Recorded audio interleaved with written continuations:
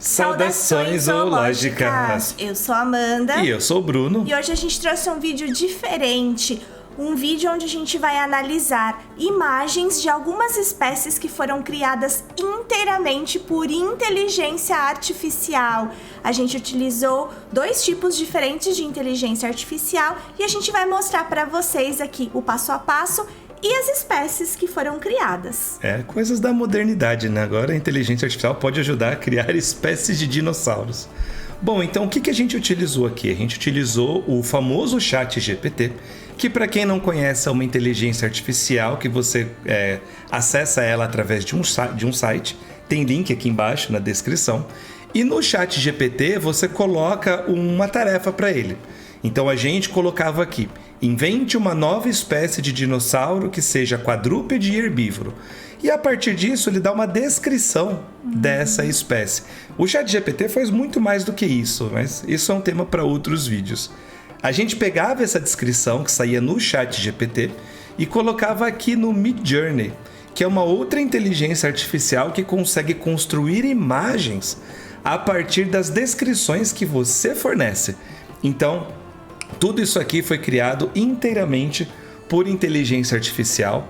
A invenção da espécie é no ChatGPT e a ilustração dessa espécie foi feita no Midjourney.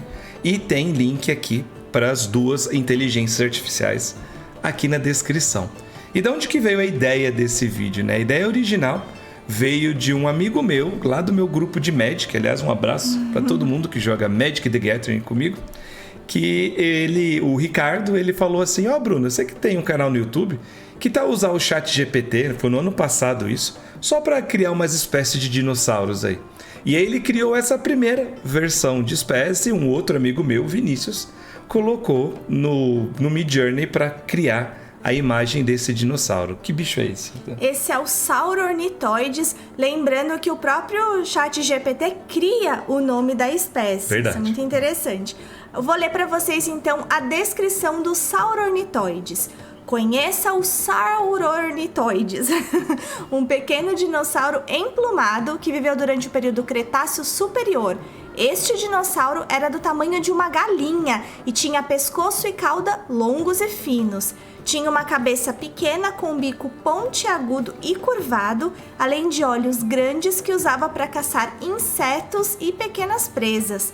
Suas asas eram curtas e fracas, mas podia usá-las para planar a curtas distâncias de árvore em árvore. O Saurornithoides tinha uma plumagem brilhante e colorida, que usava para exibições de acasalamento e para deter predadores. Ele vivia em florestas e era um animal social, vivendo em grandes bandos e se comunicando com trinados e chamados. Então olha só que descrição completa, né? Então ele fala o período em que o bicho viveu, né? Detalhado, o Cretáceo Superior. Fala sobre o tamanho, fala sobre a anatomia, fala sobre as presas, modo de caça. A gente já ficou impressionado com isso, né? Com certeza, né? E mesmo sendo um dinossauro pequeno, acabou sendo interessante aqui toda essa descrição de pensar num dinossauro insetívoro. A gente sabe que existiam alguns dinossauros pequenos e insetívoros, como aqueles alvarezsaurídeos, aqueles bichos bem bizarros aqui. E é muito legal, essa ilustração aqui é maravilhosa. Você olha aqui, tem vários detalhes super legais que a gente vai comentar. E a primeira coisa que chamou nossa atenção é que a gente foi checar para ver se esses nomes que o ChatGPT criava não existiam. E Saurornithoides já existe, é o nome de um troodontídeo. Saurornithoides significa alguma coisa como lagarto com forma de ave. O que faz bastante sentido, né? Já que esses bichos estariam ali na transição entre um dinossauro não aviano e um dinossauro aviano. Então ficou um bicho bem interessante, com bastante plumagem aqui. Faz todo sentido. E se a gente fosse classificar esse animal dentro da árvore evolutiva dos dinossauros, provavelmente a gente classificaria ele ou como um dromeossaurídeo, né? Como um raptor, ou talvez como um troodontídeo, né? Sim, um dos dois. E o que chamou nossa atenção, em primeiro lugar, além do bicho ser muito bonito, né? Realmente parece um dromeossaurídeo, um troodontídeo, são basicamente as patas e essa cauda dele, né, meio estranha. O que te chamou mais atenção nas patas, especificamente? Pois é, me chamou a atenção que tem uma patinha extra aqui atrás e essa patinha faltou conectar com o corpo. A gente vai ver em algumas ilustrações aqui que de vez em quando o Midjourney cria membros a mais para os bichos. E tem como se fosse esses dedos aqui meio que indo para trás, tocando o chão. Provavelmente seria uma outra pata aqui que ele acabou colocando. E essa cauda bifurcada, apesar de ter sido talvez um erro ali durante a reconstrução, mas seria interessante se o bicho realmente tivesse talvez essa cauda mais longa, como uma cauda óssea, mas uma segunda cauda acessória aqui formada só por penas, né? Eu interpretei mais como um erro. Sim. Mas pode ser, né? Bom, é um bicho inventado, né, gente? Exato. Então, vocês também depois digam aqui nos comentários o que vocês acharam disso tudo. Mas o olho dele, né? O focinho tá bem legal, né? O focinho tá incrível. E a coloração, né? E o fato de estar bem emplumado também, bem condizente até com a realidade, né? Com certeza. O próximo não tá muito condizente com a realidade. Conheçam agora o Velociraptor dourado. Vamos ver qual é esse dinossauro. Daqui pra frente foi as criações que a gente já colocou esse ano. Tanto que você vê que até as descrições são maiores, né? Porque o ChatGPT foi evoluindo, tá evoluindo ao longo do tempo. Então, o Velociraptor dourado é um dinossauro terópode de tamanho médio, com cerca de 1,5 metro de altura e 3 metros de comprimento. Ele é coberto por penas douradas brilhantes que lhe dão uma aparência majestosa e elegante. Ao contrário de seus parentes famosos, como o Velociraptor comum, o Velociraptor dourado é um animal pacífico e solitário, que prefere caçar pequenos animais e se alimentar de frutas e sementes. Ele é altamente inteligente e pode usar sua agilidade para escapar de predadores. Seu bico é curto e robusto, permitindo que ele esmague nozes e frutas com facilidade. Ele tem garras afiadas em suas patas dianteiras, mas elas são usadas principalmente para cavar em busca de raízes e tubérculos, em vez de caçar. Apesar disso, na criação do Midjourney ficou faltando as garrinhas aqui. Parece que o bicho perdeu os membros dianteiros. O Velociraptor dourado vive em florestas densas e tropicais, onde pode esconder suas penas brilhantes da vista de predadores e humanos curiosos, né? Ficou faltando, colocou um humano aqui no meio. É uma espécie extremamente rara e ameaçada de extinção devido à destruição do seu habitat natural. Sim, no caso, né, foi o asteroide que destruiu o habitat natural dele. Essa parte aí da descrição do bicho, ele já deu uma viajada, né? Primeiro porque dinossauros não avianos não conviveram com humanos. E ele é, né, claramente um dinossauro não aviano, um Velociraptor, né? E outra coisa também que não condiz com o grupo do Velociraptor é essa dieta, né? Que ele colocou, que é uma dieta onívora, se alimentando de frutas, até particularmente sementes, herbívoro, né? Frutas, sementes. raízes, né? Tubérculos e tal. Então, isso também... Não é o que a gente conhece para os bichos e a própria estrutura dele aqui não parece muito de um bicho herbívoro, né? Parece bem de um animal carnívoro, mas de repente existem terópodes que comiam plantas, né? Os ornitomimossauros, por exemplo. Então, como é uma espécie nova, pode ser que seria uma espécie que ali acabou derivando para isso. E aqui a gente está pontuando para duas coisas, né? Uma são os pés com esses dedos meio estranhos, né? Eles estão quase que espalmados pelo chão, uma coisa muito de mamífero, né? E muitos dedos, né? E muitos dedos. Essa é uma tendência que a gente vai ver em vários bichos. O Midjourney gosta de colocar bastante dedo ali neles. E aqui na frente a gente ficou pensando se seria talvez uma parte de uma quilha no peito para o bicho voar. E alguma coisa assim. Meio estranho, né? Ficou meio estranho. E a reconstrução dele ficou parecendo aqui, provavelmente, uma estátua desse bicho. E não ele em vida, né? Uma estátua dourada. Uma estátua dourada, né? Talvez devia colocar amarelo ouro e não ouro ali dourado. Mas valeu a tentativa. Esse próximo eu gostei bastante, é o Ceratolophus, que ele provavelmente misturou aí o Ceratosaurus com o Parasaurolophus. E o nome da espécie é Ceratolophus rex, olha só que legal. Vamos ler aqui a descrição. O Ceratolophus rex é um dinossauro quadrúpede herbívoro de grande porte, com cerca de 6 metros de comprimento e 3 metros de altura. Ele possui uma crista em forma de meia-lua, isso vai apontando aí, em sua cabeça, adornada com 2 grandes chifres curvos em cada lado. Sua pele é escamosa e coberta por um padrão de tons de marrom e verde, o que lhe permite camuflar-se em seu ambiente natural.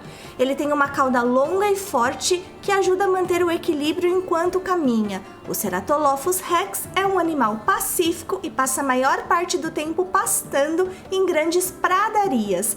Ele se alimenta principalmente de plantas de baixo crescimento, como samambaias e musgos, que são encontradas em abundância em seu ambiente. Apesar de não ter nenhuma aqui na foto, mas... Pois é. Os chifres do Ceratolophus rex são usados principalmente para exibição e disputas territoriais com outros machos.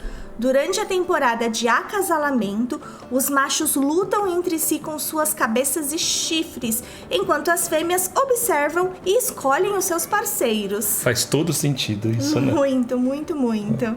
Então esse bicho aqui ficou muito legal aqui, e a gente tá apontando algumas coisas, né? Primeiro, o quanto que fizeram ele adornado de fato, né? Com vários chifres aqui.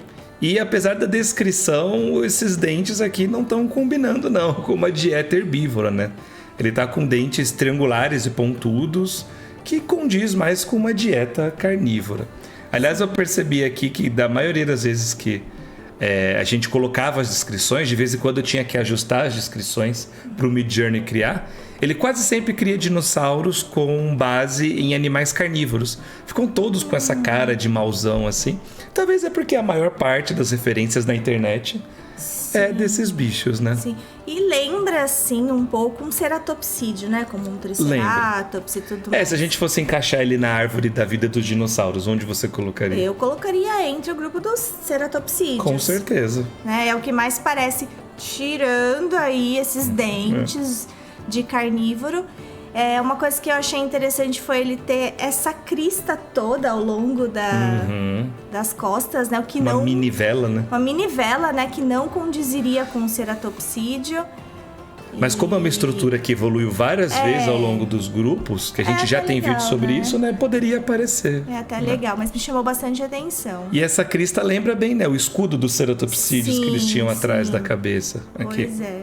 E aqui os errinhos, né, do Midjourney, o bicho tem 3 patas só. Aqui você vê que a estrutura começa como uma pata, mas termina como um rabo aqui. Um defeito. Um defeitinho aqui, mas... as patinhas finas, as patinhas finas, né? Porque ele cria dinossauros com cara de dinossauro carnívoro, né? Foi difícil. É verdade. Criar isso. E a Amanda até notou aqui uma coisa interessante, né?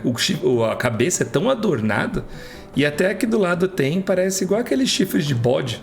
Sabe, que ficam aqui no cantinho. Na lateral do crânio. Mas foi um bicho bem legal. Sim. E outra coisa que não condiz muito é o tamanho dessa lua aqui, né? Pois é, né? Bom, a gente pode pensar aí que poderia ser um dinossauro de um outro planeta. Poderia ser um dinossauro, né? Uma criatura alienígena. Aí faz bastante sentido. Porque de fato, se for a lua, né? Nossa lua nunca foi desse tamanho aqui. Nunca foi desse tamanho. Só em algumas novelas da Globo. Exato. E o nosso próximo também é herbívoro, é o Giraffodocus. Ele misturou aqui os nomes do girafa titã, né, que usa, né, o girafa em homenagem a girafas mesmo. E o docus provavelmente é de Diplodocus. E colocou aqui, então vamos lá. O Giraffodocus é um dinossauro herbívoro de grande porte, com um pescoço longo e flexível, semelhante ao da girafa moderna. Embora a girafa não é muito flexível, né? Mais durão assim. Ele tem cerca de 6 metros de altura e pode esticar o pescoço para alcançar as folhas mais altas das árvores. Uma árvore bem alta aqui. Sua pele é cinza azulada com manchas marrons claras, o que o ajuda a camuflar-se na floresta, embora é difícil um bicho desse tamanho se camuflar. Ele tem pernas longas e fortes com cascos semelhantes ao dos cavalos. Olha uma evolução convergente aqui, os cascos aqui na pontinha dos dedos. Mas também não tá parecendo muito casco de cavalo, também não, tá parecendo mais uma unha, né? Tá parecendo isso aí pata de elefante, né? Tá parecendo uma pata de elefante, é verdade. Que lhe permite correr rapidamente para se proteger de predadores. Os saurópodes não eram lá os melhores corredores do mundo. Pensa no peso, né, gente? Pois é. Tem como. Eles se alimentam principalmente de folhas, ramos e brotos de árvores altas, mas também comem plantas mais baixas quando as folhas mais altas são escassas. O pescoço dos girafodocus é tão longo que pode ser usado como uma arma de defesa contra predadores. Se ameaçado, ele balança a cabeça e bate o pescoço contra o atacante, o que pode ser fatal para animais menores. Então, um bicho que se defende aí com o pescoço. Interessante. Vai, Bruno, o que você achou aí? Primeiro tem algumas coisas bizarras, né, aqui no meio, como tem os bracinhos sobrando aqui em cima, né? É a vontade do Midjourney em fazer um dinossauro carnívoro e bota uns bracinhos aqui. Tem umas pernas extras também, né? Porque você considera que é 1, 2, 3, 4, 5, 6 patas gente, aqui. É um alienígena, né? Praticamente. E aí é interessante, se vocês estiverem escrevendo uma história de ficção de animais alienígenas, olha só. Sim, dá pra se inspirar, né? Com certeza. Eu gostei bastante desse chifre que ele tem. Me lembrou, é que ele é único, né? Mas me lembra também os chifres da girafa. Verdade, né? É um par de chifres que ela possui. E eles têm esse topinho da cabeça bem alto aqui. Se você tivesse que classificar ele ali na árvore dos dinossauros, onde você colocaria? Seria um sauropodomorfo, né? Seria um sauropodomorfo, provavelmente um saurópode mesmo. Talvez com essa cabeça mais alta, ali perto de braquiossauros, né? Alguma coisa assim. E também pela postura, né? Os braquiosaurídeos, de uma maneira geral, são os bichos que tinham as patas da frente mais altas, elevadas, e o pescoço mais ereto, ao invés de tão curvado para frente. E sabe o que me lembrou essas projeções nas costas que parecem velas? Aquele saurópode da Argentina. O amargasauro. Nossa, verdade, bem lembrado. Pode ser também, é um dicraeosaurídeo. É um dicraeosaurídeo, pode ser também. E aí ele tinha esse prolongamento dos espinhos, das vértebras. Porque os braquiosaurídeos tinham um focinho muito curto, não comprido, com essa cara de cavalo aqui. Nossa, bem cara de cavalo. E esse com uma má formação aqui, né? A mandíbula, tadinho, ficou pra trás, tá só. Parece o dinofauro, né? Parece o meme do dinofauro aqui. Mas bem interessante. Com uma árvore aqui bem diferente também. Mais um dinossauro. Nossa. Esse é estranhão. Espinoquirus. Lembra um espinossauros com o quê? Eu acho que ele quis misturar ali o Dinóquirus. Então seria um espinossauro com um Dinóquirus, um espinóquirus, alguma coisa assim. Então vamos lá.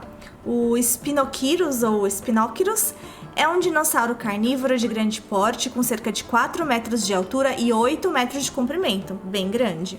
Ele é coberto por uma pele grossa e escamosa, de cor cinza escuro, com espinhos curvos e afiados ao longo de suas costas. Ele tem uma cabeça grande e poderosa, com uma mandíbula cheia de dentes afiados.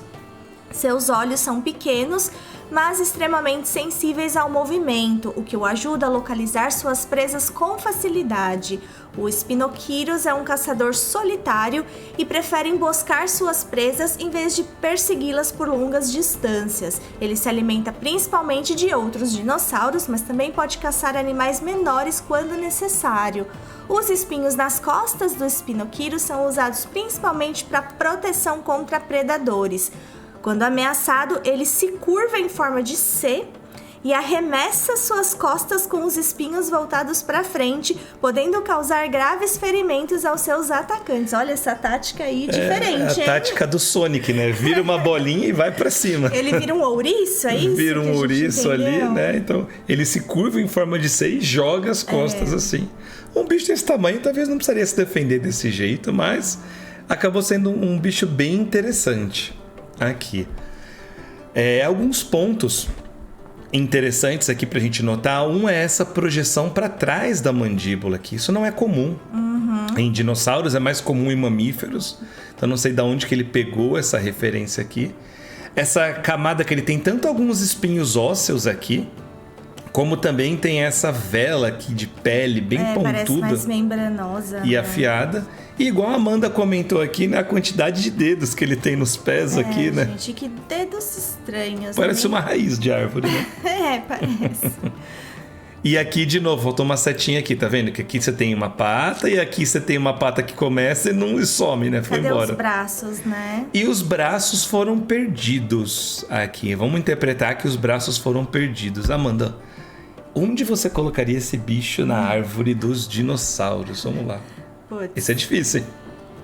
esse é difícil, né? Essa questão aí dessa vela nas costas remete muito ao espinossauros, né? Então, classificaria como um espinossaurídeo. Provavelmente, né? Parece muito aqui. E eu fiquei pensando também, viajando aqui, como a vela nas costas, no nosso vídeo de vela nas costas, a gente fala bastante isso, que ela aparece várias vezes. Seria interessante se ele fosse um outro tipo de dinossauro que acabou perdendo a vela nas costas. Sabe o que ele me lembrou? Ele me lembrou alguns tiranossauroides basais, que eles tinham uma cabeça alta, mas ainda comprida, nem tão curta quanto a do Tiranossauro Rex. E como o bicho não tem braços, me lembrou que talvez seria uma tendência um tiranossauro que tivesse sobrevivido De perder completamente. Pode ser. E de ficar próximo ali da praia. Talvez essa vela poderia ser hidrodinâmica também, ou aquele controle de temperatura. Então não descarto que poderia ser, apesar da vela, poderia ser algum outro bicho, ou um megalossauroide, tem a cara de megalossauro também. Sim. Poderia ter perdido. E lembra uma figura mitológica, né? Até acho que parece um dragão, sabe? Parece muito um dragão, é verdade, né? Essa cara tá muito de dragão, A cara né? tá de dragão. Essa quantidade de dentes na boca também, né? Os bichos adoram colocar um monte de dente. Dentes e dedos, né? Mas os dentes... dentes e dedos, Mas os dentes estão condizentes aqui, né? Porque se for um espinossaurídeo, um animal que come coisas da água, é pra comer peixe. Dente Esse tipo mais de cônico, dente. né? E a gente colocou também 2 bônus aqui. Preparamos esses 5 dinossauros, mas também temos um pterossauro e um réptil marinho. Olha só que interessante. Então vamos começar pelo pterossauro, o Aerovenator. Gostei desse nome. Bonito, né? Fiquei Gostei. pensando, putz, deve existir já. E se eu não me engano, tem...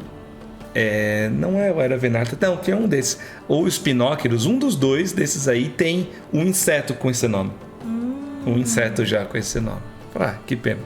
Mas talvez não tenha o Aerovenator magnificus. Nome de gênero pode repetir. O primeiro nome científico de um animal pode repetir. O que não pode repetir são os 2 juntos, né? Aí não pode mesmo. Então vamos lá. O Aerovenator magnificus é um pterossauro grande e esbelto, com uma envergadura de asas de cerca de 8 metros, da ponta de uma asa até a ponta da outra. Sua pele é coberta por uma camada de penas de cor verde brilhante. Olha só, penas, né? Penas e um pterossauro. Que é aquilo que a paleontologia ainda discute, o ChatGPT já resolveu. O pterossauro tem penas aqui, de acordo com a inteligência artificial, que ajudam a manter a temperatura do corpo em condições ideais durante o voo. O Aerovenator magnificus tem um bico longo e afilado, usado para capturar presas, que incluem pequenos répteis e peixes. Alimentação, ok, Sim. os pterossauros. Suas asas são longas e estreitas, permitindo que voe em alta velocidade. Suas pernas e garras são fortes, permitindo que aterrize com segurança e caminhe pelo solo. O Aerovenator magnificus é um pterossauro solitário, que passa a maior parte do tempo voando em busca de presas. Quando não está caçando, descansa em penhascos altos ou em árvores. Durante o acasalamento, os machos fazem exibições aéreas impressionantes para atrair as fêmeas. Olha só que legal. O Aerovenator magnificus vive em florestas densas próximas a rios ou lagos. Ele prefere áreas com muitas árvores altas e rochas onde pode descansar. Lembrando aqui que isso aqui é bônus, né? Os dinossauros já foram, tanto pterossauros como répteis marinhos, não eram dinossauros. Não eram dinossauros. Gostei da descrição do modo de vida e tal. E o que me chamou mais atenção foi esse bico bem curvo, né? Curvo assim pra baixo. É uma tendência aqui, né? No Midjourney, vários talvez. bichos eles criaram, né? Com esse bico curvadinho Mas aqui. esse foi ao extremo, né? Esse foi ao extremo, lembrando até de algumas aves, né? Um psitacídeo, né? Psitacídeos. Só que com um bico mais curto, assim. Então, bem interessante. Até mesmo aves de rapina, né? Tem um bico um pouco mais longo, mas curvadinho ali na ponta. Várias aves, né? De uma maneira geral. E o que me chamou muito a atenção foi essa estrutura de reforço aqui no meio da asa, né? Porque os pterossauros têm uma asa que é formada pelo dedo 4, se eu não me engano, que é bem alongado. O anelar, né? Mas aqui talvez tenha uma outra estrutura de cartilagem aparecendo para reforçar.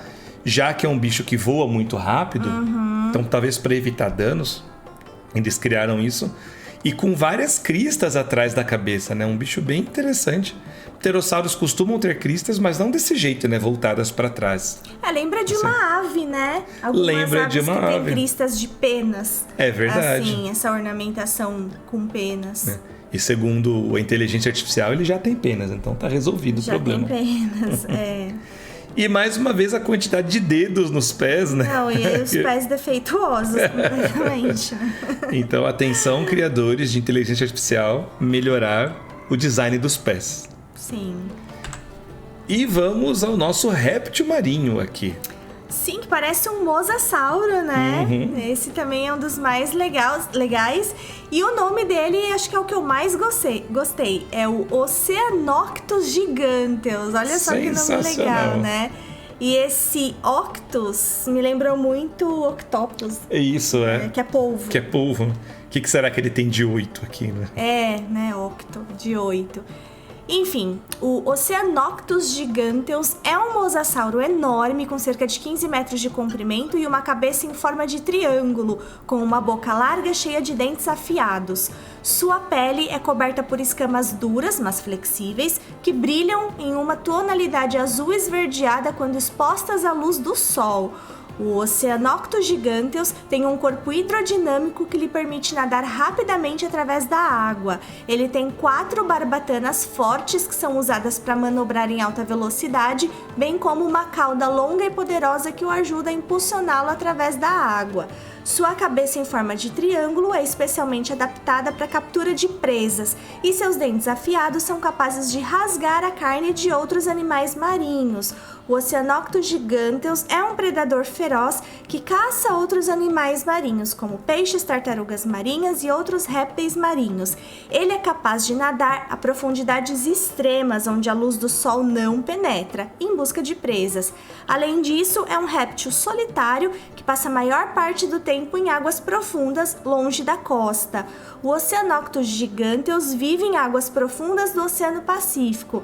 Ele prefere áreas com muitos recifes de coral e outras formações rochosas que servem como locais de descanso e caça.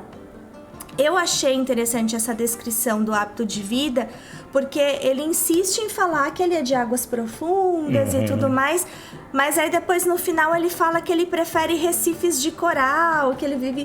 Antes ele fala que vive longe da costa, depois fala que prefere recifes de coral, né? E daí a gente pode pensar, mas então ele se contradiz, né? Porque os recifes de corais são estruturas que vivem em regiões rasas. Mas existem os corais de águas profundas. Bem lembrado. Né? Então, eu que trabalho com animais de mar profundo, eu já pensei, será que ele quis dizer então que ele prefere esses corais de mar profundo, esses recifes de mar profundo? Gostei. Bem pontuado. Gostei disso. Muito legal. Seria algo diferente, né? Um animal, um grande predador associado a esses recifes, assim. Recifes profundos. Bem interessante. Tem várias coisas legais que a gente pode pontuar aqui no Oceanoctus. A primeira é que se ele for mesmo um mosasauro, ele provavelmente seria um mosasauro da família mosasauro, de uma só, mas da subfamília Mosasaurine, e não um tilosauríneo, por exemplo, que era um outro mosasauro gigante, porque os tilossauros tinham um focinho, uma ponta aqui sem dentes. E faz sentido, porque os mosasauríneos foram os últimos mosasauros do mundo. Então, se ele fosse um mosasauro muito recente, que sobreviveu, até talvez, quem sabe, depois da queda do asteroide, faria muito sentido ele ser esse tipo de mosasauro. A gente percebe algumas coisas interessantes. Então, a cauda tem um lobo dorsal aqui, né? Que os mosasauros tinham, de fato, muito bem colocado. Mas eles colocam uma nadadeira dorsal aqui no meio do bicho. Como se fosse um tubarão. Como se fosse um tubarão, e que aí seria claramente uma convergência evolutiva, já que outros animais acabaram desenvolvendo ela também, né? Como os golfinhos. Sim. Por exemplo, os ictiossauros também Então, por que não um mosasauro também não poderia desenvolver? E eu achei que esse focinho dele pontudo e triangular lembra o de um tubarão também. Verdade. Lembra até alguns dentes também, né? Meio triangulares aqui embaixo. Também lembram um pouco, né? Um dente de um tubarão. E é esse bicho que eu quis colocar. Eu pedi pro Midjourney criar um com a boca aberta. Porque justamente para ver um bicho assim já com essa cara de mal, né? Com essa cara de paleoarte aqui. E a gente pode ver que ele tem essa nadadeira pélvica aqui reduzida, mas ele tem essas nadadeiras peitorais aqui bem longas, o que também me lembrou os cetáceos, né? Como algumas baleias que acabam reduzindo as nadadeiras traseiras, quase nada, e alguns até perdem, enquanto que as da frente ainda são bem desenvolvidas. Bem desenvolvidas, né? Muito legal, gostei da cor dele também. Esse padrão, meio rajadinho. Rajadinho, né? Uma camuflagem aqui, as costas mais escuras, o ventre mais claro. Muito legal. Faz todo sentido, é uma das coisas aqui de camuflagem que a gente observa mesmo. Então eu espero que vocês tenham gostado. Comenta aqui o que vocês acharam, qual foi o bicho preferido de vocês, desses que a gente comentou aqui. E falando em animais de outro planeta, tem uma série de filmes que a gente adora, que é a série Avatar, do James Cameron, que a gente já fez uma análise aqui no canal, né, Amanda? A gente vai deixar linkado aqui na descrição para vocês conferirem essa análise de Avatar 2, O Caminho da Água. Muito bem, e nos vemos no próximo vídeo. Tchau! E gostaríamos de dedicar este vídeo a todos os nossos embaixadores e embaixadoras que nos ajudam muito a continuar criando conteúdo aqui no canal.